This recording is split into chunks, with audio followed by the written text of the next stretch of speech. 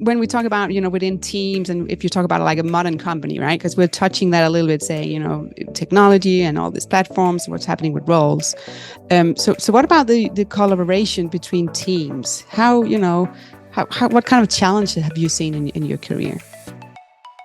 Well, for sure, if I span my career, got a pretty wide variety of experiences to draw upon. These days we're looking at, in many cases, and in the case of my current role, I've been remote in this role now for 6 years. Yeah. The majority but our office now is working 3 out of 5 days from home. One of the things that we're kind of insisting on, though, is maintaining a sort of impersonal, personal connection.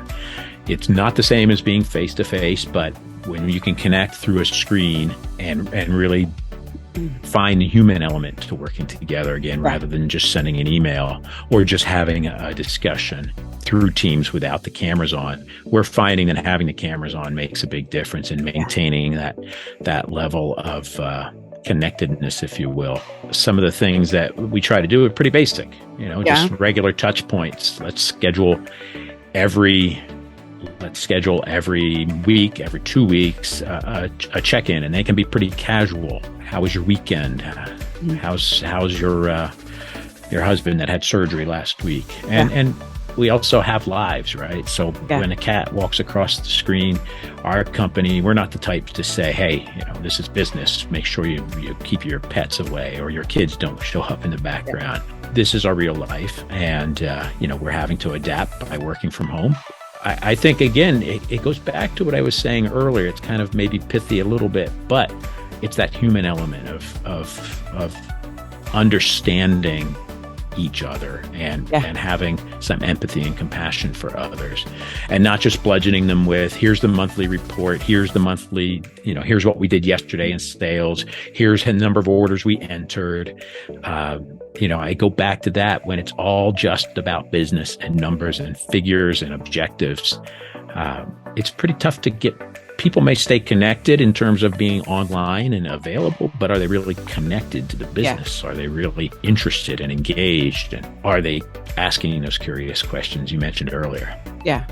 No, I see it. I think the with having the video on is a big plus, even though, as you're saying, you are showing, you can blur your background, right? And that's I think that's nice now, right? If somebody is sitting almost in the closet, or if they're sitting in an area that they don't want to share. Right. Totally get it.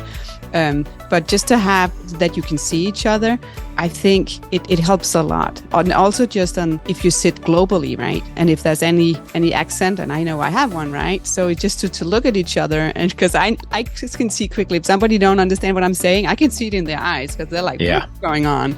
And then I'm like repeating it, interesting other words, right? No, the whole body language that you can read. I can only agree with you that having that on actually helps within the team. That made me think, because I work too for a European company, and the first thing that you mentioned was you can read it in their eyes, or the scratching of the head, or maybe they're listening more intently. I don't know what the number is, but I think I've read or heard 80% of our communication is nonverbal.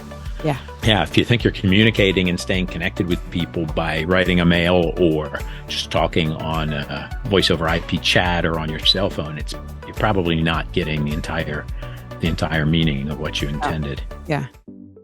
Thanks for listening to this episode of Mind Innovation Podcast. New episodes are dropping bi-weekly, so make sure you're following wherever you get your podcast. You can find me on LinkedIn, search for Sanna Winding. You can also find me on YouTube, search for Mind Innovation, or go to my website, sannawinding.com or mindinnovation.com. Stay curious, keep learning.